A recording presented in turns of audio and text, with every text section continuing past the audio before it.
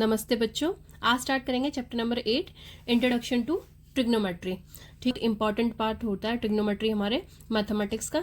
ठीक है, तो ये आपको अच्छे से क्लियर होना चाहिए। अगर आप हायर क्लासेस में भी इसकी बहुत ज़रूरत पड़ती है तो ट्रिग्नोमेट्री बेस है अभी आप लोगों का, तो ये आपको अभी से स्टार्टिंग से अच्छे से क्लियर होना चाहिए। तो चलिए, हमने पहले भी राइट एंगल ट्रायंगल्स के बारे में बहुत कुछ पढ़ा है, तो अब एक नई चीज़ पढ़ेंगे। ठीक है, तो देखो क्या बोला है, कुछ एग्जाम्पल ले लिए हमने अपने सराउंडिंग से, जहाँ पे क्या हो रही है, राइट एंगल ट्रायंगल फॉर्म हो रही है, जिनमें कि क्या फॉर्म हो, एक एंगल राइट एंगल बने।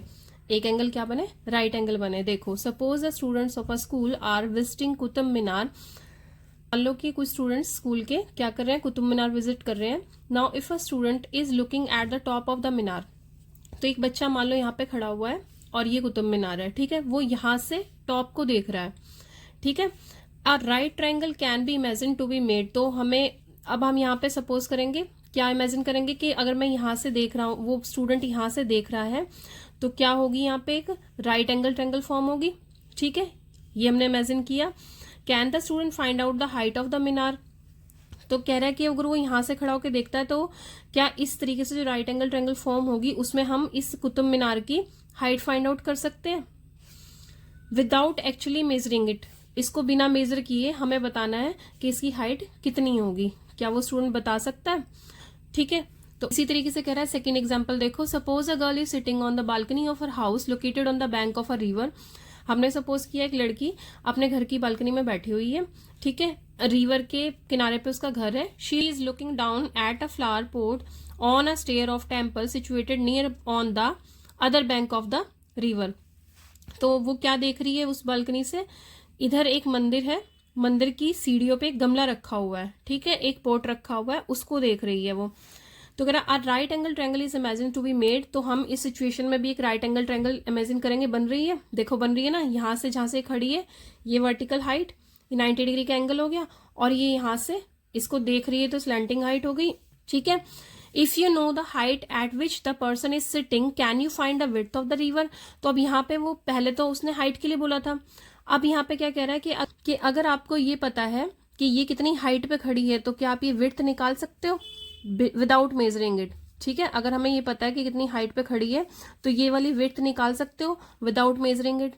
ठीक है, तो अब देखो क्या बोल रहा है, in all the situation given above the distance और height can be found by using some mathematical technique. तो वो कह रहा है कि इसमें बिना मेजर किए अगर हम फाइंड आउट कर सकते हैं, जो लास्ट हमने दो एग्जांपल्स पढ़ी हैं उनमें क्या क्या चीज, वो कह रहा है कि लास्ट जो सिचुएशंस हमने देखी हैं उनमें डिस्टेंस और हाइट अगर हमें निकालनी है, उन सिचुएशंस को सॉल्व करने के लिए हम क्या करेंगे, कुछ मैथमेटिकल टेक्निक्स यूज करेंगे which come under a branch of mathematics called trigonometry, जिसको क्या बोलते हैं, ट्रिग्नोमेट्री बोलते हैं।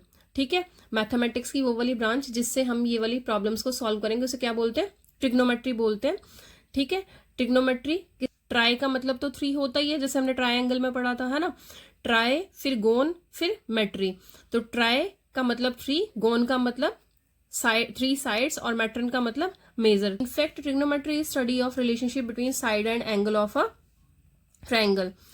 तो जो ट्रिग्नोमेट्री होती है वो क्या होती है, रिलेशनशिप की स्टडी होती है साइड्स और एंगल्स की किसी भी ट्रायंगल के। ठीक है, तो अब जो हमारा ये चैप्टर चलेगा वो किस पे चलेगा, एक्यूट एंगल्स की स्टडी पे चलेगा। We will study some ratios of the sides of the right angle triangle with respect to acute angle called trigonometric ratios of the angle। तो जो अभी हम 10th क्लास में पढ़ेंगे वो क्या होगा, acute angles पे स्टडी होगी right angle triangles की, जिन्हें क्या बोलेंगे हम, called trigonometry ratios of the angle। ठीक है, तो हमें कहाँ से कहाँ तक, एक तो हमें 0 डिग्री से लेके 90 डिग्री तक हम एंगल्स की स्टडी करेंगे। ठीक है, उसी में हम ट्रिग्नोमेट्री रेशियोज को पढ़ेंगे और कुछ ट्रिग्नोमेट्री आइडेंटिटीज भी पढ़ेंगे। ठीक है, तो चलिए स्टार्ट करते हैं। ट्रिग्नोमेट्री में कुछ रेशियोज पढ़ेंगे, वो किस पे बेस्ड होती हैं, इस राइट एंगल ट्रायंगल पे बेस्ड होती हैं। ठीक, इस राइट एंगल ट्रायंगल में हम क्या करेंगे, जिस भी एक्यूट एंगल पे वो रेशियोज लेंगे, ठीक है, उसके सामने वाली साइड को, जैसे कि मैंने लिया, मुझे रेशियोज ए एंगल पे निकालनी है, तो क्या होगा, ए के जस्ट सामने वाली जो साइड होगी उसे, ए एंगल के जस्ट सामने वाली साइड को क्या सपोज कर लेंगे, परपेंडिकुलर, और जो उस ए एंगल के साथ वाली साइड होगी, ये वाली साइड तो हमेशा हाइपोटेन्यूज रहेगी, क्योंकि जो 90 डिग्री के सामने वाली 90 डिग्री के जो अपोजिट साइड होती है वो क्या होती है, हाइपोटेन्यूज होती है। ठीक है, ठीक है, और इस एंगल ए के साथ वाली साइड क्या हो जाएगी, बेस हो जाएगी हमारी। चीजें याद रखनी है, जो भी एंगल लेना है यहाँ पे रेशियो में, जो भी ट्रिग्नोमेट्री रेशियोज में यहाँ पे एंगल लेना है, उस एंगल के अपोजिट साइड परपेंडिकुलर बन जाएगा।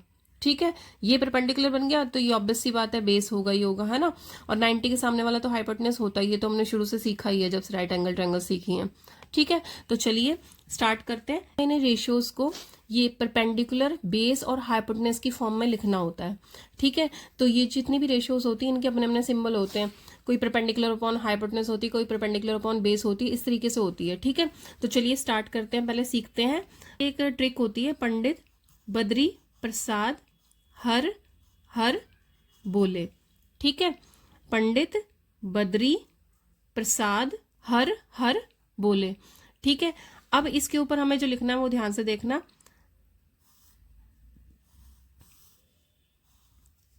इसकी पहले वाले की रेशियो होगी साइन, ठीक है, दूसरे वाले की होगी कॉस और तीसरे वाले की होगी टेन। ठीक है, एस सी और टी। ठीक है, अब हमें बस ये तीन चीजें लर्न करनी है। अगर आपको ये तीन चीजें लर्न हो गई तो इसमें कुछ भी नहीं है। ठीक है, ट्रिग्नोमेट्री बहुत इजी है। देखो पहले की रेशियो क्या होगी, फर्स्ट क्या होता है हमारा, साइन होता है। साइन ऑफ हमने एंगल ए लिया है तो क्या होगी, पी अपॉन एच होगी, यानी कि परपेंडिकुलर अपॉन हाइपोटेन्यूज। ठीक है, परपेंडिकुलर हमारे यहाँ पे क्या है, बीसी है, और हाइपोटेन्यूज क्या है, एसी है। परपेंडिकुलर क्या हमारा बीसी, परपेंडिकुलर बीसी, और हाइपोटेन्यूज क्या है हमारी एसी। ठीक है, अब देखो नेक्स्ट दूसरी क्या होगी हमारी, कॉस ऑफ एंगल ए। ठीक है, कॉस क्या है हमारी, B upon H, B upon H यानी कि base upon H, B upon H, base upon H. Base कितना है हमारा, ए बी, एच कितना है हमारा, ए सी। ठीक है, थर्ड वाली क्या है हमारी, टेन है। टेन क्या होती है हमारी, P upon B. Tan of angle A क्या होगी हमारी, P upon B, P upon B यानी कि perpendicular upon base, P upon B. P upon B क्या हुआ हमारा, BC upon A B, BC upon A B. ठीक है, क्लियर है यहाँ तक। अगर आपने ये तीन लर्न कर ली, अब इन्हें लर्न करने का तरीका देखो। आपको क्या करना है, लगातार 3 से 4 दिन आपको इन्हें एक एक बार लिख के जरूर देखना है। ठीक है, 2 सेकंड लगने हैं लिखने में, फटाफट आपको इन्हें 3 रेशो को, अगर आपको सारी नहीं लर्न हो रही एक साथ तो आपको सिर्फ ये काम करना है कि 3 रेशो लर्न करनी है। ठीक है, 3 रेशो जैसे ही आपको लर्न हो जाएंगी तो अगले वाली जो रेशो है उनको लर्न करने का तरीका देखो। इसके बाद वाली जो रेशो उनको लर्न करने का तरीका देखो क्या होगा। Tan of angle A, tan का अपोजिट होता है कॉट, टेन का अपोजिट क्या होता है, cot of angle A. Tan का अपोजिट कॉट होगा तो इसको उल्टा करके लिख दो, B upon P. B upon P का मतलब ए बी ऊपर आ जाएगा और बी सी नीचे। ठीक है, अब आ जाओ, ये 2 लर्न हो गई आपको, टेन लर्न की थी तो उसका अपोजिट क्या हो गया हमारे पास, कॉट हो गया। ठीक है, अब आगे चलो, ये वाली इसका अपोजिट क्या होता है, ये सी है, सी का अपोजिट एस वाली होती है, यानी कि sake of angle A, secant of angle ए। ठीक है, सेक ऑफ एंगल ए कितना हो जाएगा, इसका अपोजिट एच अपॉन बी। ठीक है, तो एच क्या है हमारा, ए सी, और बी क्या है हमारा, ए बी। ठीक है, अब चलो सबसे फर्स्ट नंबर वाली, उससे ऊपर वाली क्या है, साइन है। ठीक है, साइन का अपोजिट क्या हो जाएगा, ये ध्यान रखना कि एस का अपोजिट सी चलना है, इसमें सी का अपोजिट एस, हमेशा उल्टा लेंगे। अगर एस है तो अब क्या लेंगे हम, सी लेंगे, तो कॉजेक क्या आ जाएगी हमारे पास, कॉजेक ऑफ एंगल ए कितनी हो जाएगी, एच अपॉन, ये था सेकंड वाले का उल्टा यानी कि बेस था, यहाँ पे क्या आ जाएगा, परपेंडिकुलर, एच अपॉन पी किसके बराबर हो जाएगा हमारा, एच तो हमेशा ए सी ही रहना, हाइपोटेनस ए सी ही है, और बेस क्या था हमारा, बेस क्या था हमारा, बी सी, ए सी अपॉन बी सी। क्लियर है यहाँ तक। ठीक है, देखो ध्यान से एक बार देखो कि देखो इसका उल्टा क्या है, कॉट है। ठीक है, इसका उल्टा क्या है, सेक है, और इसका उल्टा, साइन का उल्टा क्या है, साइन का उल्टा क्या है, कोजेक है। ठीक है, इनको लर्न करने का बहुत इजी ट्रिक ये है कि पहले वाली 3 लर्न कर लो आप। ठीक है, पहले वाली 3 लर्न कर लो, वो आपको इससे हो जाएंगी। पहले वाली 3 इससे लर्न हो जाएंगी। पहले वाली 3 लर्न हो गई, बाकी की 3 क्या है, इनके अपोजिट है। ठीक है, बस जहाँ पे अगर आपको सी वाले का लिखना है, सी का अपोजिट एस लेना है, और एस का अपोजिट हम सी लेंगे। ठीक है, हो गई लर्न, क्लियर है यहाँ तक? चलिए आप देखो, ये कुछ इंपॉर्टेंट टर्म्स हैं, ठीक है, जिनको अच्छे से लर्न करना है। जो हमारा tan थीटा होता है, tan ऑफ एंगल ए होगा, वो क्या होगा हमारा, tan है तो जो पहले वाली 2 टर्म्स हैं, sine of angle A upon क्या आ जाएगा, कॉज ऑफ एंगल ए। ठीक है, इसी तरीके से हमने क्या पढ़ा है, इसी तरीके से कॉट ऑफ एंगल ए क्या आ जाएगा हमारा, कॉट में क्या हो जाएगा, ये चीज ऊपर ये नीचे है ना, कॉज एंगल ए, और नीचे क्या आ जाएगा, साइन ऑफ एंगल ए। ठीक है, आया हमारा क्या, साइन की बात कर रहे थे, साइन एंगल ए किसके बराबर होता है, 1 अपॉन एस का उल्टा क्या था, सी है ना, कॉजेक एंगल ए। ठीक है, इसी तरीके से कॉजेक लिखना हो, अगर कहीं पे कॉजेक दिया है तो उसको हम क्या लिख सकते हैं, कॉजेक को क्या लिख सकते हैं, cosec of angle A equals to 1 upon sine angle A. ये तो साइन की कॉजेक हो गई, दूसरी क्या होती है, कॉस होती है। कॉस किसका है, 1 अपॉन सेक ऑफ एंगल ए का, है ना, और सेक इधर चला जाएगा तो कॉस इधर जाएगा, तो सेक ऑफ एंगल ए किसके बराबर हो जाएगा, 1 अपॉन कॉज ए के बराबर हो जाएगा। ठीक है, ये सारी बहुत ही इंपॉर्टेंट टर्म्स हैं जो आपको यहाँ से लर्न करनी है अच्छे से। ठीक है, अब चलिए, अब कुछ इसी इंपॉर्टेंट चीजें और हैं जो बहुत ध्यान रखनी है आपको, क्योंकि बच्चे ज्यादातर उनको ही करने में मिस्टेक करते हैं। चलो देखो क्या है वो। देखो, अभी जो हमने ट्रिग्नोमेट्री रेशियोज लिखी थी वो किसके लिए लिखी थी, एंगल ए के लिए लिखी थी। ठीक है, मैंने एंगल ए लिया था, इस बार ये एंगल सी के लिए लिखना है मुझे, है ना, तो उसको हम क्या लिख देते हैं, थीटा लिख देते हैं। ठीक है, ग्रीक लेटर है ये, इसको किससे रिप्रेजेंट करते हैं, थीटा से। यानी कि अब हम एंगल ए या एंगल सी ना लिख के इसको थीटा भी लिख सकते हैं। ठीक है, अब जब हम इस एंगल को हम किससे रिप्रेजेंट कर सकते हैं, थीटा से रिप्रेजेंट कर सकते हैं। तो एंगल सी के लिए हमें सेम रेशियोज लिखनी होंगी, तो क्या होंगी, अब हमें इजीली क्लियर हो गया है कि जो भी एंगल उसने लिखने के लिए बोला है, अगर मेरे को इस थीटा के लिए लिखना है तो इसके अपोजिट साइड क्या हो जाएगी, मेरी परपेंडिकुलर हो जाएगी। ठीक है, और थीटा के जस्ट साथ वाली साइड क्या हो जाएगी, बेस हो जाएगी। ठीक, ये तो एच हमेशा रहती है, एच तो एच ही रहेगी। बस इस एंगल के अकॉर्डिंग ध्यान रखना है, जो भी एंगल उसने बोला हो, लास्ट जो हमने निकाला था एंगल ए के लिए निकाला था, अब एंगल सी के लिए निकाल रहे हैं। एंगल सी को हमने क्या किससे रिप्रेजेंट कर दिया है, एंगल सी को हमने थीटा से रिप्रेजेंट कर दिया। थीटा के जस्ट अपोजिट साइड को हम क्या बोलेंगे, परपेंडिकुलर, और जस्ट साथ वाली साइड को हम क्या बोलेंगे, बेस बोलेंगे। तो फिर सारी रेशियोज लिख देंगे, ट्रिग्नोमेट्री रेशियोज क्या क्या हो जाएंगी हमारे पास, पंडित बद्री प्रसाद हर हर बोले। तो पहले वाली टर्म्स क्या है हमारी, एस सी और टी। ठीक है, इन 3 को हमें लर्न कर लेना। और अब देखो कितना इजी पड़ेगा, फटाफट लिखते जाओ। क्या आ जाएगी हमारी, सबसे पहले साइन ऑफ एंगल सी लिखना था ना, अब क्या लिखेंगे, डायरेक्ट साइन एंगल थीटा। ठीक है, साइन थीटा किसके बराबर होगा हमारा, पी अपॉन एच के।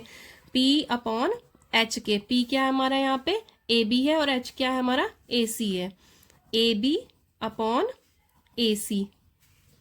ठीक है, ए बी अपॉन ए सी। अब दूसरी क्या होगी हमारी, कॉस होगी। कॉस क्या होगी हमारी, B upon H. Cos theta क्या होगी, B upon H. B upon H का मतलब B C upon A C, B C upon A C.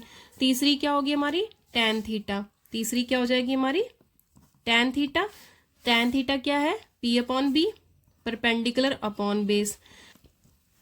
Perpendicular क्या है हमारा, ए बी, और बेस क्या है हमारा, बी सी।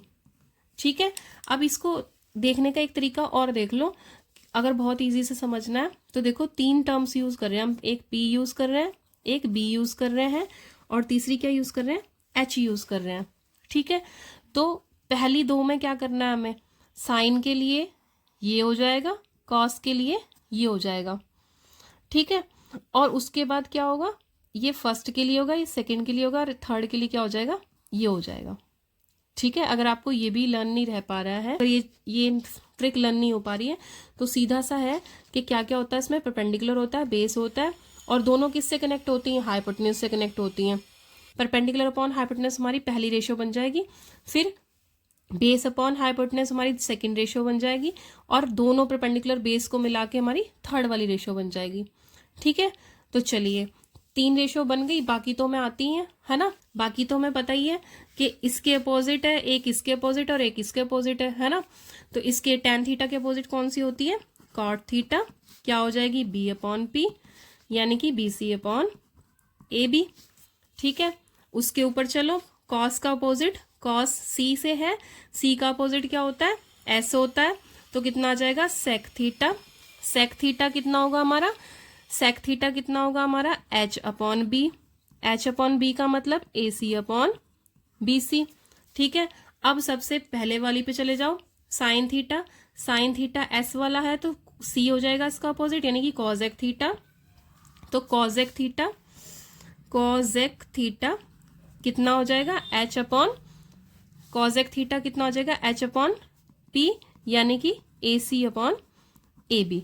ठीक है, क्लियर है। अब ये सारी हो गई हमारी ट्रिग्नोमेट्री रेशियोज, किसके लिए, एंगल थीटा के लिए। हम एंगल को क्या लिख लेते हैं, एंगल को किससे रिप्रेजेंट करते हैं, थीटा से। किससे रिप्रेजेंट करते हैं, थीटा से। ठीक है, कुछ इंपॉर्टेंट टर्म्स है, देखो, जब भी हम सिंबल लिखेंगे sine A is used as abbreviation of the sign of angle A, as a abbreviation use होगा किसकी, साइन ऑफ एंगल A। इतनी लंबी टर्म लिखने की बजाय हम क्या लिख देंगे, सीधा सीधा साइन A लिख देंगे। ठीक है, sine A is not the product of sine and A। Sine A को क्या बोल रहा है, साइन A साइन और A का प्रोडक्ट नहीं है, ये एक ही टर्म है। क्योंकि बच्चे आगे क्या करते हैं, जब हम इसमें करना स्टार्ट कर देते हैं ना, तो बच्चे क्या करेंगे, साइन A को साइन A से, साइन ए, और मान लो sine A equals to cos A आया तो ठीक है, तो ए से ए कट कर देते हैं, साइन इक्वल्स टू कॉज कर देते हैं। ठीक है, तो वो नहीं करना है। क्या कह रहा है, साइन और ए दोनों क्या है, सिंगल टर्म है। ठीक है, मिला के टर्म एक बन रही है। Sine separated from A has no meaning. अगर साइन और ए को अलग अलग कर दोगे, यानी कि साइन मल्टीप्लाई बाय ए लिख दोगे, तो उसका कोई मतलब नहीं है। इसी तरीके से कॉज ए को भी हम प्रोडक्ट ऑफ कॉज और ए नहीं लिख सकते। ये कॉज ए या साइन ए जो टर्म हमने यूज किए, किसकी जगह पे किए, the sine of angle A. इतना बड़ा लिखने की बजाय हमने क्या किया, साइन ए लिया है। ठीक है, तो बस इस चीज का बहुत ज्यादा ध्यान रखना है, क्योंकि बच्चे इसी में मिस्टेक करते हैं। ठीक है, तो चलिए अब इसकी एग्जाम्पल्स देखेंगे। एक तो ये वाला पॉइंट हो गया, ये वाला पॉइंट हो गया जो बहुत इंपॉर्टेंट है, ध्यान रखना। और एक और है, दूसरा जो पॉइंट हमें ध्यान रखना है वो ये ध्यान रखना है कि जैसे कि हम अपनी कन्वीनियंस के लिए साइन स्क्वायर ए, कॉस स्क्वायर ए टर्म्स यूज करते हैं, किसकी जगह पे, साइन ए का होल स्क्वायर लिखा हो तो उसको हम साइन स्क्वायर ए लिख देते हैं, कॉस ए का होल स्क्वायर लिखा हो तो उसे हम कॉस स्क्वायर ए लिख देते हैं। ठीक है, बट इसी तरीके से कह रहा है कि अगर आपको, जैसे हमने बोला था कि साइन का उल्टा कॉजेक है, कॉजेक का उल्टा साइन है ना, कॉज का उल्टा सेक है, और सेक का उल्टा कॉज है ना। तो कह रहा है हम इसको, अगर उल्टा है, रेसिप्रोकल है, तो इसका मतलब हम इसको क्या ये लिख सकते हैं, कॉज ए किसका है, साइन ए होल का इनवर्स है, उसको हम ये नहीं लिख सकते कि साइन इनवर्स ए। ठीक है, क्योंकि ये वाली जो टर्म है ये अलग हो जाएगी, ये हम बड़ी क्लासेस में पढ़ेंगे आगे, अभी के लिए ये होता है। ठीक है, तो देखो, sine inverse A has different meaning which is discussed in higher classes. ठीक है, बाकी एक ग्रीक लेटर थीटा हम यूज करते हैं, वो हमने देख ही लिया। साइन ए है, उसका मतलब क्या नहीं होता है, sine A not equals to किसके होगा, sine A not equals to sine into A, इसका मतलब ये नहीं होता है। ठीक है, साइन ए क्या है, एक सिंगल टर्म है, इसको आप अलग अलग नहीं लिख सकते। ठीक है, ठीक है, पहला पॉइंट तो हमारा ये हो गया। और दूसरा क्या हो गया कि अगर हमारा साइन ए है, इसका होल स्क्वायर है, तो हम उसको क्या लिख देते हैं, साइन स्क्वायर ए लिख देते हैं। ठीक है, फर्स्ट पॉइंट ये हो गया। सेकंड पॉइंट ये हो गया, ये हर एक के लिए होगा, हर ट्रिग्नोमेट्री रेशियो के लिए होगा। और साइन है हमारा, उसको हम ऐसे नहीं लिख सकते, कॉस ए है, तो उसको हम कॉज इंटू ए ऐसे नहीं लिख सकते। ठीक है, ये सब क्या हो जाएगा, गलत हो जाएगा। ठीक है, साइन ए का होल स्क्वायर है, उसको हम क्या लिख सकते हैं, साइन स्क्वायर ए लिख सकते हैं। ठीक है, इसी तरीके से कॉस ए का होल स्क्वायर है तो उसको क्या लिख देंगे हम, कॉस स्क्वायर ए लिख देंगे। ठीक है, और तीसरा जो इंपॉर्टेंट चीज है वो क्या है कि जैसे कि हम लिखते हैं कॉजेक ए लिखा हमने, है ना, तो जो कॉजेक ए है वो किसका उल्टा है, पूरे साइन को अगर हम उल्टा कर दें, साइन की टर्म को उल्टा कर दें, साइन ए होल इनवर्स का उल्टा है क्या है, कॉजेक ए है, which is not equal to, इसको हम ऐसे नहीं लिख सकते, कैसे, साइन इनवर्स ए के। ठीक है, ये क्या हो जाएगा हमारा, ये वाली चीज गलत हो जाएगी अगर हम लिखेंगे, किसके इक्वल लिखेंगे, इसके इक्वल लिखेंगे। ठीक है, इसी तरीके से सिमिलर टर्म में क्या आ जाएगी, जब हम सेक ए को क्या लिख दें, कॉस, सेक ए क्या होता है, कॉस ए का इनवर्स होता है, ना कि कॉस इनवर्स ए होता है। ठीक है, तो ये कुछ इंपॉर्टेंट चीजें हैं जो हमें याद रखनी है, ये बहुत अच्छे से दिमाग में बिठा के रखनी है ताकि क्वेश्चन अच्छे से निकले हमारे। ठीक है, तो ये जितना भी काम अभी मैंने करवाया है, इस सारे काम को आपको कम से कम 4-5 दिन रेगुलर प्रैक्टिस करनी है।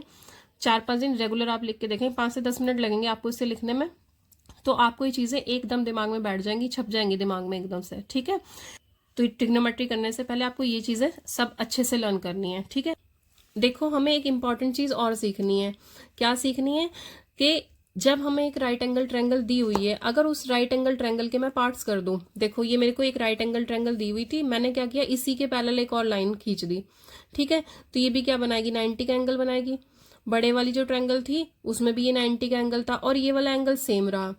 तो हमें जो यहाँ से सीखना है वो ये सीखना है कि जो होल बिगर ट्रायंगल थी, राइट एंगल ट्रायंगल थी, ये जो छोटे वाली बनी ये भी राइट एंगल ट्रायंगल बनी, है ना, तो ये दोनों, ये बड़े वाली ट्रायंगल और ये छोटे वाली ट्रायंगल क्या होंगी, दोनों आपस में सिमिलर ट्रायंगल्स होंगी। कैसे होंगी सिमिलर ट्रायंगल्स, ये एंगल भी सेम हो गया और ये दोनों एंगल भी सेम हो गए, ये वाला एंगल तो कॉमन ही हो गया दोनों में, और ये दोनों 90 के हो गए, तो दोनों क्या हो जाएंगी, सिमिलर ट्रायंगल्स हो जाएंगी। अगर ये दोनों ट्रायंगल सिमिलर हैं तो इनकी साइड्स की रेशियो क्या होगी, इक्वल होगी। किससे, हमने ट्रायंगल चैप्टर में किया था, बाय सिमिलैरिटी क्राइटेरिया से, है ना, सिमिलैरिटी क्राइटेरिया से अगर हमारे पास दो एंगल इक्वल हो, एंगल्स प्रॉपर्टी से हमारी दोनों ट्रायंगल क्या हो जाएंगी, सिमिलर हो जाएंगी। अगर दोनों ट्रायंगल सिमिलर हो गई तो हमारी साइड्स क्या आ जाएंगी, रेशियो में आ जाएंगी। किस रेशियो में आ जाएंगी, हमारी साइड्स दोनों ट्रायंगल की क्या आ जाएंगी, इक्वल रेशियो में आ जाएंगी। तो इसका मतलब क्या है कि अगर हमारी साइड ट्रायंगल्स की साइड्स क्या होंगी, इक्वल रेशियो में होंगी, तो इसका मतलब है कि आप कितनी भी लेंथ बढ़ाते रहिए उनकी रेशियो चेंज नहीं होगी। ठीक है, तो जो ट्रिग्नोमेट्री रेशियोज हैं वो साइड की लेंथ के साथ में चेंज नहीं होंगी।